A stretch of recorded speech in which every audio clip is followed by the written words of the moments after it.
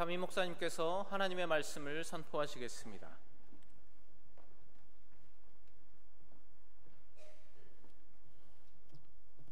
할렐루야. 귀한 찬양으로 주님 영광 받으신 줄 믿습니다. 2016년도 이제 전반기, 상반기가 지나가는 6월 마지막 주일이 되었습니다. 6개월 동안 인도하신 하나님께 감사하고, 우리의 신앙생활이 이제 2016년 절반을 보내면서 영적으로 알곡이 되어 가는지, 아니면 타성에 젖은 형식적 신앙으로 우리의 삶이 무의미 건조하게 흘러가는지 반성하고 하나님 앞에 올바른 영적 성장으로 알곡으로 연결해가는 영적 성숙의 날들이 되기를 바랍니다. 오늘도 하나님 현존 앞에서 영과 진리로 예배함으로 예배의 복이 말씀으로 충만하시기 바랍니다. 우리가 살아가는 이 시대는 과거에 비해서 모든 문화가 발전되고 생활이 편리하면서도 그 반면에 삶의 다양성과 또 바쁜 여러 가지 일정들이 많이 있기 때문에 스트레스가 과거보다 더 많아졌다고 말합니다. 인간 사회가 고도의 과학 문명으로 인하여 물질적 풍요와 생활의 편리를 누리지만, 그 반면에는 인간 생활이 그만큼 복잡하게 얽혀 있고 또 여러 가지 관계성들의 문제가 생겨나고 있습니다. 그래서 오늘 사회는 사람들이 받는 스트레스가 많은데, 여러 가지 스트레스, 인간이 받는 스트레스의 제1번은 여러 가지 복잡한 사회관계, 또 부과되는 업무, 여러 가지 많겠지만 같은 사람들로 인해 받는 스트레스가 가장 1번이라고 하겠습니다. 사람들을 매일 만나고 매일 같이 사람들을 대하지만, 그 같은 사람들로 인하여 기쁨도 누리지만 같은 사람들로 인해서 받는 스트레스가 가장 크다고 하겠습니다. 사람은 결코 다른 사람과 섞여서 다 같이 혼합되어 마치 용광로에서 녹아 하나로 만들어지는 물질과 같이 될 수는 없습니다. 인간은 자기만의 존재성이 있습니다. 그러면서도 다른 사람과 함께 살아야 하는, 여기에 스트레스가 심하다고 하겠습니다. 요즘은 자꾸만 다른 사람과 함께 어울려 사는 것을 회피하고 있습니다. 어느 날 나이 드신 부모님께서 아들에게 찾아와서, 얘들아, 이제 우리도 너희와 같이 살아야 되겠다라고 한다면, 그 부모가 많은 돈을 가진 부자가 아닌 이상에는 자녀들은 엄청난 짐을 지고 스트레스를 받게 될 것입니다. 사람이 같이 살아야 하지만은 같이 사는 것이 어느 때보다도 힘들게 느껴지고 또 회피하는 시대가 되었습니다. 요즘은 모든 것이 공공적인, 공동체적인 삶의 모습이고, 또 공동이라는, 파블릭이라는 말을 많이 쓰지만, 말은 파블릭, 공동성이라 하지만은 모두 개별적인 자기 존재성에 빠져들고 자기 집착이 강하기 때문에 다른 사람과 함께 한다는 스트레스가 점점 심해져 가는 것입니다. 기독교 신앙은 함께 하는 것입니다. 하나님과 동행하고 성도와 동행하는 것입니다. 이 함께 한다는 이 신앙의 특성, 이것을 우리가 어떻게 잘 이해할 것인가 하는 것입니다. 하나님과 동행하고 성도들과 교제를 통하여 신앙의 기쁨을 누리는 것이 기독교 신앙입니다. 특별히 성도는 주님과 함께 한다는 것입니다. 함께 한다, 주님과 함께 한다는 이 말 속에 기쁨과 평안과 행복이 포함되었는데, 이 말의 의미를 바로 이해하기도 쉽지는 않습니다. 우리가 말하는 임마누엘, 하나님, 임마누엘은 하나님이 나와 함께한다, 그런 뜻인데, 과연 우리의 신앙이 임마누엘의 신앙이 되고 있는지 반성하고 돌아볼 필요가 있습니다. 우리가 인간이 같이 한다, 사람이 같이 산다, 그 문제가 얼마나 어려운가 우리 생각하게 되는데, 인간의 개별적인 문제 때문에 그렇습니다. 인간은 혼합할 수 없는 존재를 가지고 있습니다. 사람은 자기만의 자리를 가집니다. 아무리 많이 모여 있어도 사람들이 엄청난 많은 무리를 만들어도 그 속에서 자기 자리는 하나입니다. 남들과 나눌 수 없는 자기 자리가 있고 자기만의 짐을 지고 가야 됩니다. 내 짐이 아무리 무거워도 다른 사람에게 맡길 수 없고 그 짐을 남이 또 져줄 수 없는 것이고, 사람은 다 자기라는 욕망 속에, 자기 집착 속에 사는 것이기 때문에 결국은 이 사람이 다른 사람과 함께 이렇게 어울린다는 것이 형식적으로는 되지만 내면적으로 이루어지기가 참 어려운 문제입니다. 더불어 살아야 한다는 것이 인간의 존재성이죠. 결국 우리는 더불어 살아야 하는 인간의 그 존재성을 무시할 수 없지만은 그것 때문에 어려움이 많은 거예요. 사람은 같이 삶의 길을 가야 합니다. 인간은 실존적으로 단독자지만은 우리가 사회 속에서 나홀로는 있을 수 없습니다. 아무리 자기 자신을 중요히 여겨도 결국 이 사회라는 공동체 안에서 더불어 살아야 됩니다. 아무리 남들이 귀찮고 싫어도 다 잘라버리고 혼자만 남는다면 그것은 팔다리를 다 잘라버리는 것과 마찬가지겠죠. 우리가 아무리 어렵고 힘들어도 나홀로 살 수 있는 그런 독립적 존재성은 있을 수 없어요. 우리가 사막에 혼자 떨어져 살 수 있는 건 아니잖아요. 우리가 아무리 나이가 들면 아이고 팔이 무겁거나 다리가 무겁거나 팔다리 잘라버리면 사람이 살 수 없잖아요. 결국 우리는 나누며 살아가야 되는 존재입니다. 결국 인간이라고 하는 것은 자기라고 하는 틀 속에 갇혀 있으면서도 싫든 좋든 또 다른 사람과 함께 어울려야 되기 때문에 여기에서 갈등, 반목, 욕구, 불만, 소외, 상처가 생길 수밖에 없는 겁니다. 그렇기 때문에 인간이 더불어 산다는 게 참 힘드는 거죠.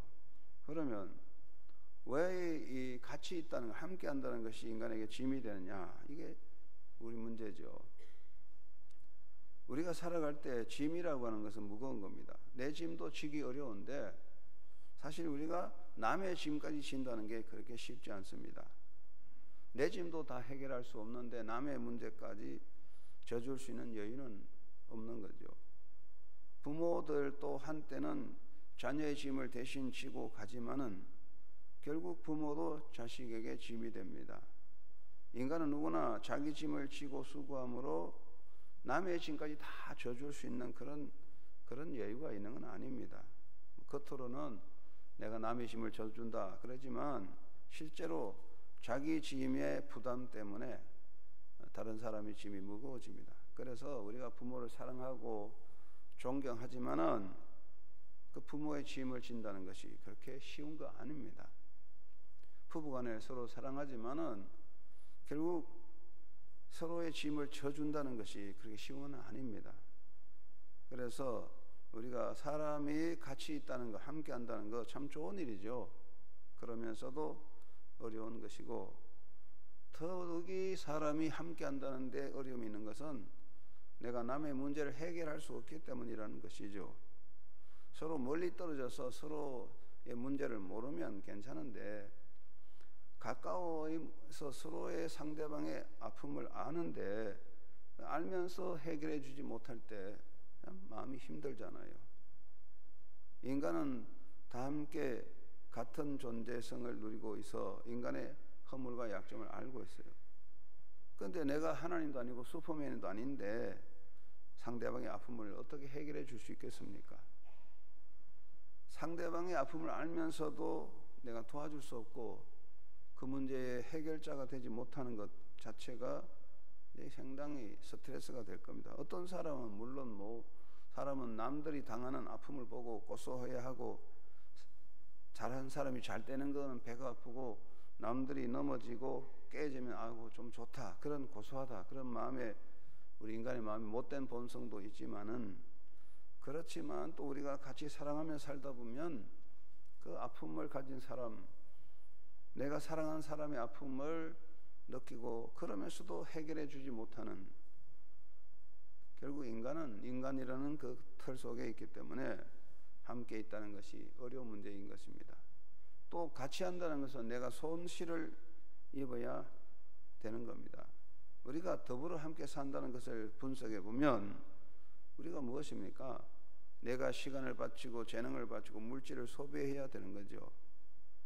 남과 같이 한다는 거, 어떻게 하면 무엇을 얻을까? 내가 저 사람을 통해서 내가 뭘 얻을까? 그것만 계속 생각한다면 결국 그것은 관계가 깨어지고 이루어질 수 없죠.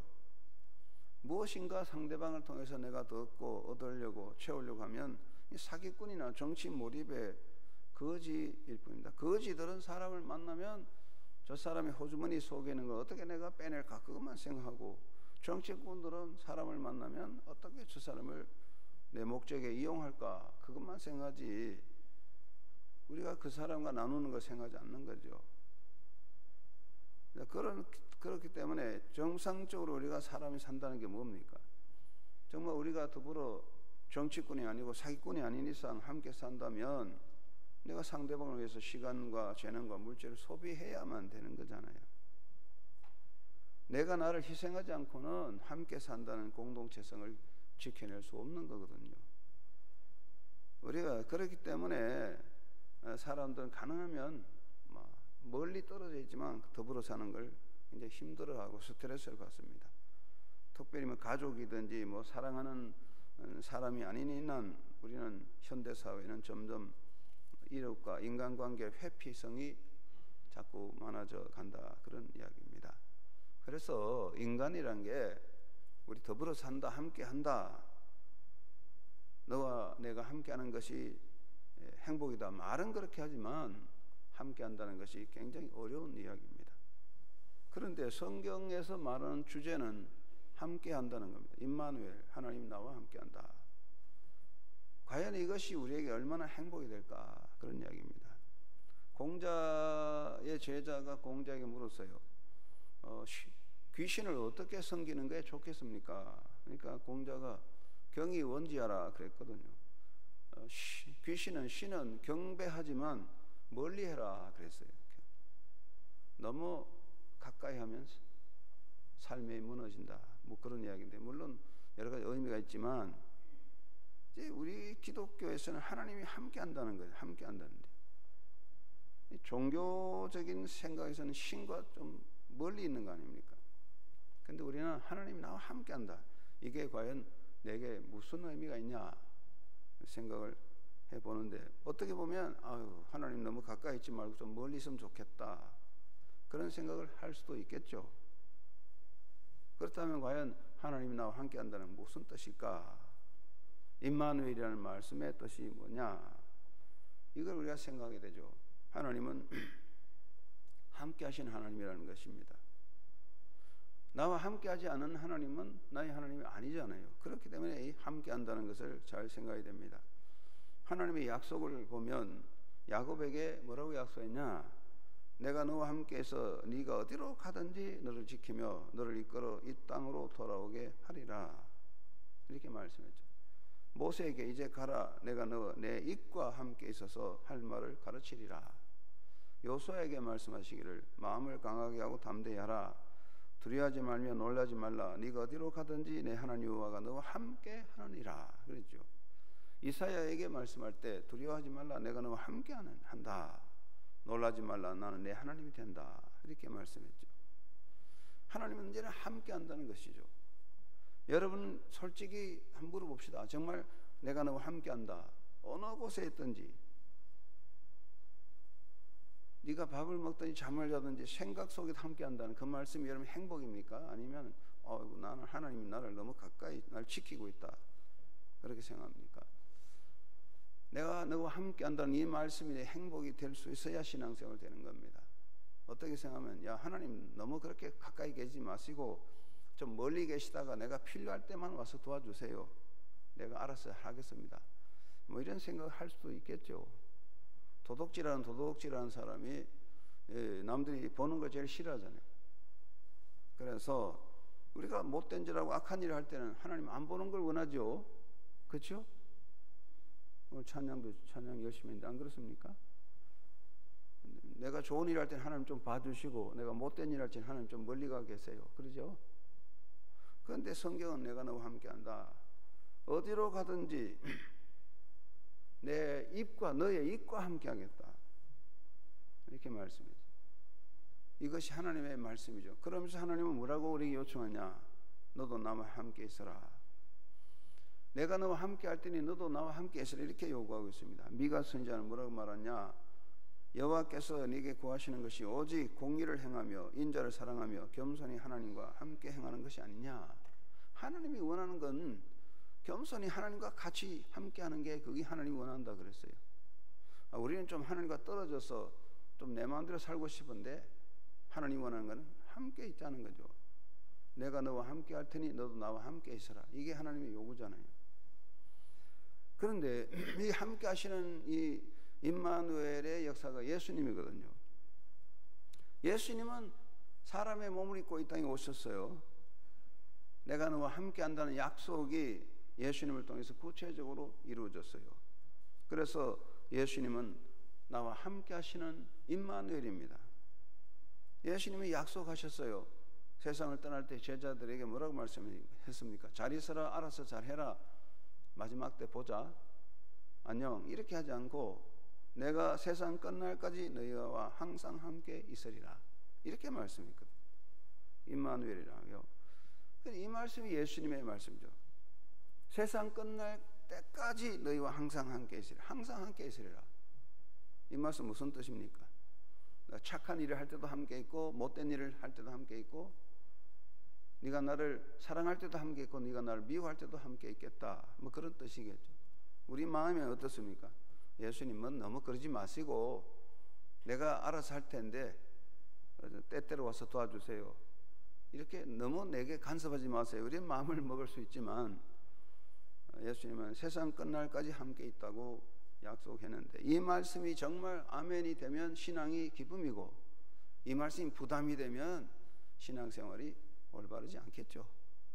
여러분, 내가 세상 끝날까지 너희와 항상 함께 있으리라, 이 말씀이 여러분의 마음속에 정말 신앙의 행복이 되고 있습니까?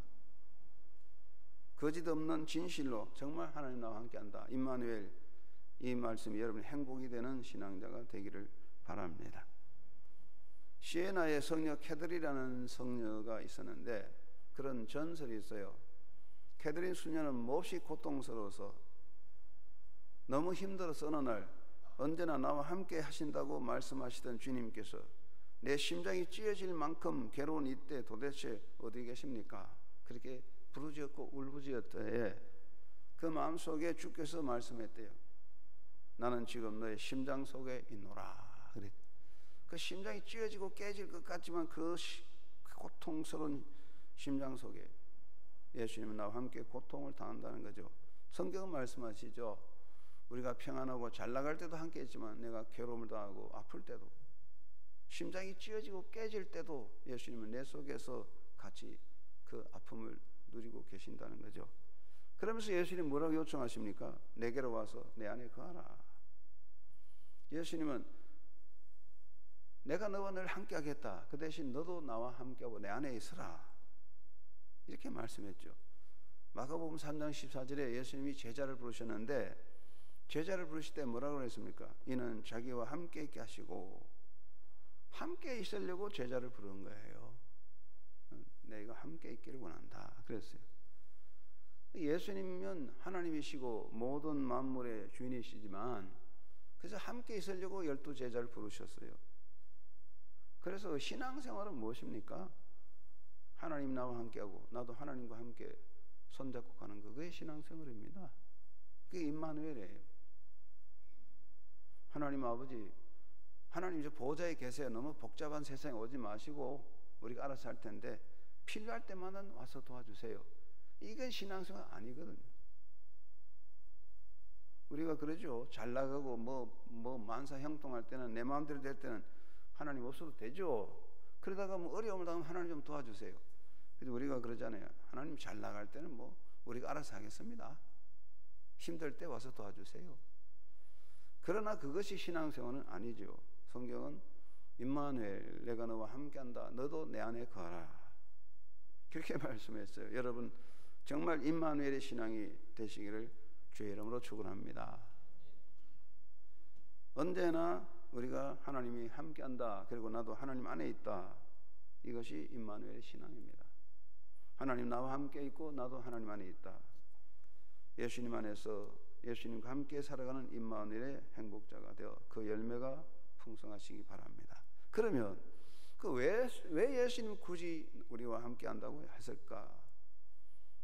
이렇게 물어볼 수 있습니다. 왜 예수님 우리와 함께 하신다고 했을까요? 석가모니가 자기 일을 다 하고 80 넘어서 돌아가셨는데 죽을 때 안 한다는 제자에게 뭐라고 말했습니까? 나는 떠난다, 알아서 잘 해라, 그렇게 하고 죽었어요. 나는 떠난다, 너 길을 알아서 잘 가거라, 스스로 깨달음을 얻어라, 그렇게 하고 죽었거든요. 근데 예수님은 그렇게 하지 않았어요. 야, 내가 너를 3년 동안 가르쳤으니 알아서 잘해, 나중에 보자, 그렇게 말씀하지 않았어요. 임마누엘, 내가 너와 항상 함께 있겠다. 정말 주님은 왜 나와 함께 하기를 원하십니까? 이거에 이제 중요한 거죠. 나이가 드신 자식들이 아들아, 이제 너희 집에 너와 함께 하겠다. 왜 그럴까요? 힘드니까. 자녀들의 도움이 필요하고 외로워서 그런 거 아닙니까? 그러니까 자식들이 부담이 되는데, 그럼 예수님이 그런 건가요? 아니죠. 예수님이 나와 함께 한다는 건 세 가지 의미가 있는데, 첫째는 주님은 내 짐을 대신 져 주시려고 나와 함께 하시기를 원합니다. 여러분은 예수님이 여러분과 함께 하는 것은 예수님이 여러분에게 부담이 아니라 여러분의 짐을, 무거운 짐을 대신 져 주시는 주님이 여러분과 함께 하심을 믿으시기 바랍니다. 예수님은 내 짐을 대신 져 주시려고 내 곁에 계십니다. 예수님은 도움이 필요한 분이 아니잖아요. 예수님이 12제자가 도움이 필요해서 예수님이 12제자 택했을까요? 아니잖아요. 예수님은 참 하나님 참 사람이기 때문에 도움이 필요 없이 다 할 수 있지만, 왜 우리와 함께 하십니까? 우리의 짐을 져주시기 원합니다. 내 죄의 짐을 대신 져주십니다. 인간의 무거운 짐은 죄짐인데, 죄의 짐은 태산보다 더 무거운 거예요. 평생 지고 가도 해결할 수 없고 결국 그 짐 때문에 죽음으로 떨어지는 짐이 죄짐 아닙니까? 그 죄짐을 누가 대신 져주십니까? 예수님께서 대신 져주십니다. 여러분, 이 세상에서 내 죄짐을 대신 져줄 사람은 참으로 하나도 없죠. 예수님 아니고는 내 짐을 져줄 수 없고, 예수님은 내 연약함을 대신 져주십니다.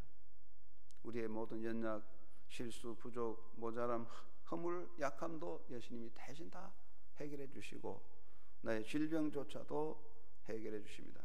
우리가 잘 아는 마태복음 8장 17절 뭐라 그러십니까? 그가 나의 연약함과 병을 짊어지셨도다. 이것이 우리에게 가장 중요한 것입니다. 예수님 우리 짐을 져 주시려고 나와 함께 하십니다. 이탈리아 제노바에 보면 예수의 상이 8톤이나 되는 거대한 동상이 있다고 합니다. 근데 이 동상이 높은 곳에 있는 게 아니라 항구 도시 가장 낮은 장소에 세워져서 이름이 깊은 데 계신 그리스도라고 붙여졌다고 해요. 2차 대전 때 제노바 바다에서 큰 해전이 벌어져 군함이 침몰되면서 많은 병사가 죽었기 때문에 그 죽은 사람들 생각하면서 부모들이 헌금하여 예수상을 세웠는데, 이 예수상은 예수님의 높은 곳에 우뚝 서신 예수님이 아니라 깊은 곳, 인간의 깊은 곳에 내려오셔서 우리의 고통과 눈물의 짐을 져주시는 분이다, 그런 뜻입니다. 예수님은 여러분의 삶에 함께 오셔서 죄와 허물의 짐을 져주시려고 여러분과 함께 계십니다. 그리고 예수님은 왜 함께냐? 나의 힘이 되어 주시려고 함께하는 거죠. 다시 말씀하지만 예수님은 우리의 도움이 필요 없어요. 다 할 수 있지만 왜 함께 하십니까? 내 힘이 되어 주시려고 그렇습니다. 주님은 나를 도와서 모든 일을 하게 하십니다.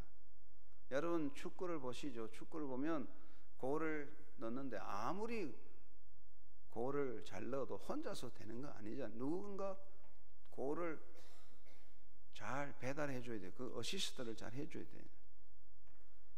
자기 혼자서 골 넣지 않아요. 누군가 내게 패스를 잘 해줘야 그 다음에 골이 들어가는 거죠. 야구할 때도 투수가 아무리 공을 잘 던져도 수비와 공격수의 도움이 없이는 승리 투수가 될 수 없어요. 예수님은 나를 도와서 내게 공을 잘 패스해 주시고 나의 모든 것을 지켜주는 분입니다. 예수님은 직접 골을 넣지 않고 예수님은 직접 영광을 받지 않지만 나를 도와서 나로 하여금 내 인생에 골을 넣고 내가 MVP가 되도록 나의 점수를 높여주시는 분이에요. 숨어서 나를 도와주시는 분이에요.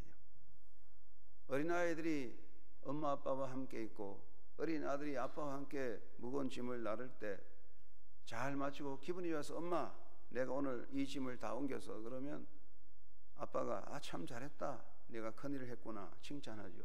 아이 혼자 한 게 아니잖아요. 아버지가 다 도와줬지만은 참 잘했다. 그렇습니다. 주님은 나를 도와서 다 하게 하시고 이기게 해주십니다. 예수님은 전투의 대장이고 전투의 모든 것을 주관하지만 마지막 승리의 깃발은 누가 꼽? 내가 하는 겁니다. 전쟁의 최후의 승리의 깃발은 보병이 꼽듯이 예수님은 나를 최후의 승리의 자가 되어 내 인생의 승리의 깃발을 예수님이 나로 하여금 그 깃발을 세우도록 해주십니다. 그래서 승리의 깃발은 내가 세우는 거예요. 예수님은 그 나를 위해 도와주는 거예요. 야 너들 가만히 있어라. 내가 고지 올라가겠다. 예수님 고지 전쟁하고 깃발을 꼽으시는 것이 아니라 우리를 도와주셔서 전쟁에 이기게 하시면서 마지막에 승리의 깃발을 꼽아주시는 겁니다. 예수님은 모든 병사의 피를 흘려 자기 영광을 차지하는 영웅이 아니라 나를 영웅되게 하기 위해서 뒤에서 밀어주시는 분이에요.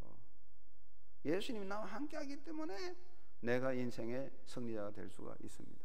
그리고 예수님의 변호자가 되시려고 함께하는 거예요.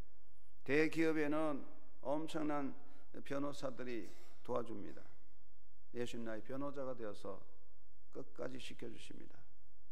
예수님은 나의 허물과 실수를 다 살펴서 고발하는 고발자가 아니고 모든 것을 다 감싸주시고 마지막에 나를 완전히 변호해서 하나님 앞에 의롭게 설 수 있도록 완전한 변호자가 되셔서 내 곁에 계십니다. 내가 말을 못해도 내가 변명을 못해도 다 주님이 다 변호해 주시기 때문에 예수님과 함께하는 것이 행복인 것입니다. 여러분 모두가 임마누엘 정말 주님이 나와 함께한다는 이 신앙의 기쁨과 감사를 누리고 사는 그런 신앙자가 되기를 주의 이름으로 축원합니다. 임마누엘의 행복자가 되시기를 간절히 바랍니다. 늘 주와 함께하기를 기뻐하는 자가 되시기 바랍니다. 여러분 세상에서 기쁨이 많겠지만 어떤 사람을 함께하면 기쁘고 어떤 사람이 같이 있으면 괴로움이 되겠지만 정말 주님이 나와 함께한다는 것이 여러분의 기쁨이 되시기를 바랍니다. 사람과 같이 할 때는 뭐 마지못해서 무엇을 얻고자 그렇게 하는 사람도 있고 같이 있는 것이 기쁨이 되기도 하겠지만은 영원한 기쁨은 없어요. 사람과 함께하는 영원한 기쁨이 없어요. 내가 아무리 좋은 사람도 결국 그 사람이 내게 아픔이 되겠지만 예수님은 영원한 기쁨이죠. 사도 바울은 사나 죽으나 주의 것이로다 고백하는 것 같이 늘 예수님과 함께하는 기쁨, 예수님의 손잡고 여러분의 삶을 살아가는 승리자가 되시기를 바랍니다. 빅토리아 여왕이 세운 양로원에 나이 많은 할머니들이 있었는데 어느 날 사람들이 그 양로원의 할머니에게 물었어요. 여왕께서 당신을 종종 방문하십니까? 네, 나는 몇 번 빅토리아 여왕의 방문을 받았습니다. 아, 참 좋으시겠네요. 그러면서 그러면 왕중의 왕이신 예수님은 당신을 얼마나 자주 방문하십니까? 그랬더니 할머니가 무슨 말을 합니까? 나는 신방을 받지 않습니다. 그분과 항상 같이 삽니다. 그분은 여기서 나와 같이 살고 있습니다. 그랬대요. 예수님은 필요할 때 방문하시는 분이 아니에요. 함께 계시는 분이에요. 우리는 그렇게 생각하는 것 같아요. 잘 나갈 때는 뭐 예수님 잊어버리고 뻥뻥하다가 어려우면 하나님 좀 도와주세요. 그렇지 않습니다. 우리가 잘 나갈 때든 실패할 때든 주님이 나와 함께합니다. 늘 예수님 손잡고 여러분 인생을 살아가시기를 바랍니다. 리빙스톤이 16년간 아프리카 정글에서 고독과 싸우다가 고국에 돌아와 글래스고 대학에서 강연을 하는데 한 학생이 물었어요. 그렇게 고통스러운 고독스러운 환경을 16년까지 어떻게 이길 수 있었습니까? 그때 리빙스톤은 이렇게 대답했다고 합니다. 내가 너희를 고와 같이 버려두지 아니하고 내가 세상 끝날까지 항상 너희와 함께 있겠다 말씀하신 주님의 약속이 나로 하여금 신음이나 불평 대신 찬송을 부르며 승리하게 하였습니다. 여러분 인생에는 고통과 괴로움이 있지 않습니까? 그럼에도 주님이 함께 한다는 약속, 그 약속 안에서 손잡고 끝까지 찬송하며 달려가는 승리자가 되시기를 주의 이름으로 축원합니다. 찬송가 430장 참 아름다운 찬송이죠. 주와 함께 길 가는 것 즐거운 일 아닌가. 여러분 주님과 함께 길 가는 것, 그것이 여러분의 즐거움이 되기를 주의 이름으로 축원합니다. 정말 이 찬송대로 주와 함께 길 가는 것 즐거운 일이 아닌가. 그 고백대로 날마다 주님과 함께 달려가게 되시기를 바랍니다. 그리고 주님께 내 인생을 온전히 맡기는 자가 되시기를 바랍니다. 주님이 나와 함께 한다 할 때 우리는 주님께 맡기는 게 필요한 거예요. 성경의 대표적인 말씀은 무엇입니까? 하나님을 의지하고 하나님께 맡기라, 이겁니다. 주님이 나의 인생을 주관하여 계십니다. 사도 베드로가 뭐라 그랬습니까? 내 염려를 주께 맡겨버리라, 이는 주께서 너를 권고하신다고 했어요. 예수님은 내게 오라, 내가 너의 멍에를 메고 함께 가자, 그렇게 말했는데, 이 말은 소가 두 마리의 소가 멍에를 함께 메고 가는 거거든요. 그 두 마리 소가 멍에를 하나 메고 가는데 소 한 마리가 약할지라도 한 마리가 강하면 잘 끌고 갑니다. 예수님이 나와 함께 멍에를 메고 가면 잘 가는 거예요. 예수님이 내 멍에를 대신 져주기 때문이죠. 그래서 우리는 언제나 주님께 맡길 필요가 있습니다. 중국 오지에서 선교한 허드슨 테일러는 정말 견딜 수 없는 시련과 고통이 있을 때에 너무 힘들었대요. 그럴 때마다 친구의 편지로 위로를 받았는데, 친구의 편지는 이렇게 내용들이 뭡니까? 내 영혼의 고통이 절정에 달할 때 친구가 보내준 편지가 우리와 예수가 일치되어 있다는 진실을 나에게 계시해 준 적이 한두 번이 아니다 라고 고백하며, 그 친구의 편지는 믿음이라는 것은 더 많은 믿음을 가져보겠다고 내 힘으로 애쓰는 데서 강해지는 것이 아니라 하나님의 신실하심에 전적으로 맡김으로 강해진다고 말했습니다. 그래서 허드슨 테일러는 성경 말씀 디모데후서 2장 1절 우리는 신실하지 못해도 그는 언제나 신실하시님이라는 말씀을 따라서, 그래서 예수님을 바라보고 나는 애타지 않으련다, 그가 친히 약속하신 것을 어길 리 없기 때문이다 라고 말했습니다. 우리가 애타고 노력하고 뭐 그런다고 되는 거 아니에요. 우리는 좀 더 주님께 맡길 필요가 있습니다. 모든 인생을 주께 맡기는 겁니다. 염려, 미래도 주님께 맡길 필요가 있습니다. 여러분 모든 걸 맡기는 자가 되기를 간절히 바랍니다. 유명한 뉴턴이라는 분이 있는데 그의 삶에 이런 일화가 있습니다. 난로 옆에 앉아서 책을 읽고 있는데 난로에 불이 너무 뜨거워서 뉴턴이 하녀에게 여보세요, 난로 불을 좀 낮춰주세요, 너무 뜨거워요, 그렇게 요구했는데, 여러분 잘 알지만 요즘은 다 석유나 전기로 하니까 자동으로 조정되지만 옛날에 난로에 석탄이나 나무를 넣는데 나무가 벌벌 떨었는데 그 열을 낮출 수가 없어요. 한번 뜨거운 그 낮출 수 없잖아요. 그렇죠? 그러니까 하녀가 이렇게 와서 이제 그 요턴에게 이렇게 말했답니다. 선생님께서 의자를 조금 뒤로 물리시면 되지 않겠어요? 그랬대요. 그렇습니다.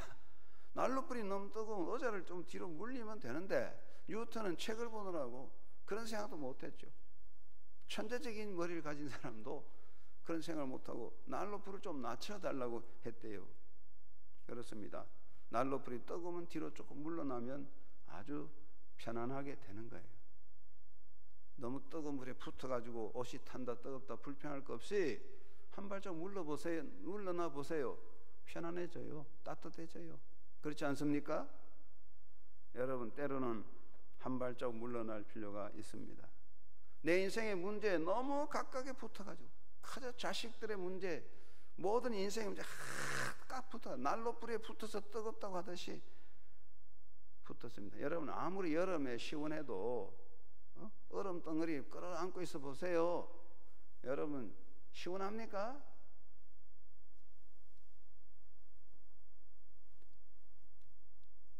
토요일 날 청소 마치고 식당에서 이제 밥을 먹는데 우리 권사님이 어떤 권사님 손자 하나 꼬마 손자를 데려왔어요. 근데 이 손자가 심부름한다고 할머니가 시켰겠죠.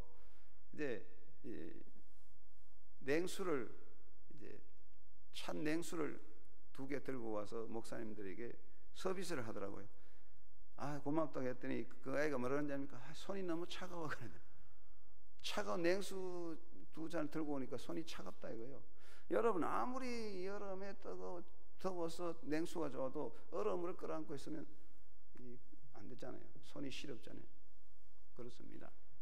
우리가 한 발자국 물러나야 돼요. 문제 속에 들어가면 들어갈수록 그 사람 문제의 노예가 될 뿐입니다. 사람들은요, 뜨거운 물을 끌어안고 뜨겁다고 말해요. 얼음을 끌어안고 이제 손이 시렵다고 말해요. 좀 놓아보세요. 물러나보세요. 시원해져요. 우리가 주님께 맡기고 한 발자국 물러날 필요가 있습니다. 인생의 문제에서 한 발자국 물러나면 해답이 있어요. 여러분의 존재성의 문제에 한 발자국 물러나면 해답이 보여요. 여러분, 주님께 맡기고 한 발자국 물러나서 주님이 하시는 일에 여러분 그 모든 것을 따라가는 그런 신앙자가 되시기를 바랍니다. 이것이 임마누엘의 신앙입니다. 마지막으로 주님께서 지시하는 길을 가야 됩니다. 여러분, 처음 가는 길에 제일 중요한 것은 전문가를 따라가는 겁니다. 전문가를 따라가면 실수하지 않습니다. 길도 모르면서 설치고 다니면 고생만 하고 목적지에 갈 수가 없습니다. 우리는 예수님을 따라가야 되는데 주님의 마음을 잘 알고 가야 됩니다.